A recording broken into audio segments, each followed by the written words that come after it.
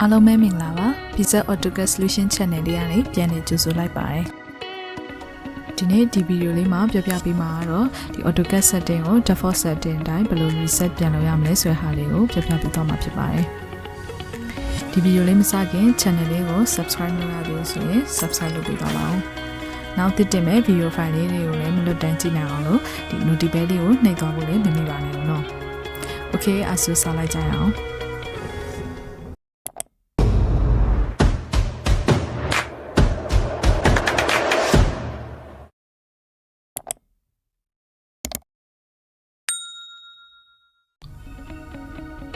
အရင်ဆုံးဒီ start ထဲကနေပြီးတော့မှဒီ AutoCAD folder လေးကိုရှာရမှာပေါ့နော်ဒီမှာတော့2019ပေါ့ဒါတော့ကိုယ်ဆက်ထဲမှာရှိရ version အတိုင်းပေါ့နော်အဲ့လိုမျိုးလေးရှာပြီးလို့ရှိရင်ဒီနားလေးကိုတစ်ချက် click လိုက်မယ် click ပြီးသွားရင်ဒီအောက်ဆုံးမှာ reset settings to default ဆိုပြီးတော့မှပါတာပေါ့နော်အဲ့ဟာလေးကိုတစ်ချက် click လိုက်မယ်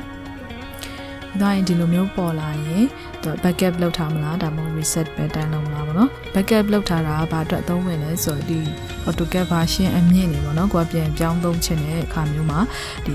version အမြင့်တွေကို install လုပ်ပြီးသွားလို့ရှိရင် setting တွေတခုစီ လိုက်ချိန်နေကြမလို့တော့ပေါ့နော်ကိုသုံးနေကြ setting အတိုင်းကိုဒီမှာ backup လုပ်ထားတဲ့ setting တွေကိုပဲဒီ version အသစ်ထဲကို import လုပ်ပြီးတော့မှပြန်သုံးလို့ရတာပေါ့နော်ဒီဗီဒီယိုမှာတော့ backup မလုပ်ပြတော့ဘူးเนาะဒီ reset လုပ်တဲ့ဟာလေးကိုလည်းလုပ်ပြလိုက်တော့မယ်အဲ့တော့ဒီအောက်က reset လေးကိုပဲရေးလိုက်ပါပေါ့ဒီမှာ confirmation box လေးကြာလာရင်တော့ okay လေးပဲနှိပ်ပြလိုက်မှာပေါ့နော်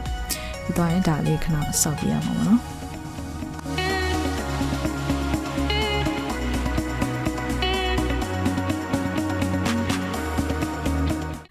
case အဆိုရပါပြီပေါ့နော်ဒီမှာက AutoCAD ကိုစဖွင့်ခြင်းမှာပေါ့နော် start up dialog box လေးပေါ့နော်အဲ့လိုမျိုးလေးကြာချင်တယ်ဆိုလို့ရှိရင်ဘယ်လိုလုပ်ရမလဲဆိုတဲ့ဟာလေးကိုလည်း video file လေးတစ်ခုလုပ်ထားပေးရရှိပါတယ်အဲ့ video လေးရဲ့ link ကိုလည်းဒီ video ရဲ့ description ထဲမှာထည့်ထားပေးပါတယ်ဒီမှာကတော့ဒီ template ကနေပဲစဖွင့်ကြည့်လိုက်မှာပေါ့နော်Okay အဲ့ဆိုလို့ရှိရင်ဒီဟာတော့ default setting တိုင်းဒီ default workspace တိုင်းလေးရပါပြီပေါ့နော်ဒီ default workspace ကိုလည်းမကြိုက်ဘူးပေါ့နော်အရင် classic style လေးပဲ workspace ကိုပြန်ပြောင်းသုံးချင်တယ်ဆိုလို့ရှိရင်လည်းဘယ်လိုလုပ်ရမလဲဆိုတဲ့ဟာလေး video လေးတစ်ခုလုပ်ထားပေးပါတယ်အဲ့ video လေးရဲ့ link ကိုလည်းဒီ description ထဲမှာလည်းထည့်ထားပေးပါတယ်reset လုပ်ဖို့နောက်တနည်းအနေနဲ့ကတော့ဒီ option ထဲကနေပြီးတော့မှဒီ reset လုပ်လို့ရတဲ့နည်းလေးကိုပြောပြပေးပါမယ်အဲ့ဒါလေးကိုဘယ်လိုလုပ်ရမလဲဆိုတော့ comment မှာ OP ဆိုပြီးတော့မှ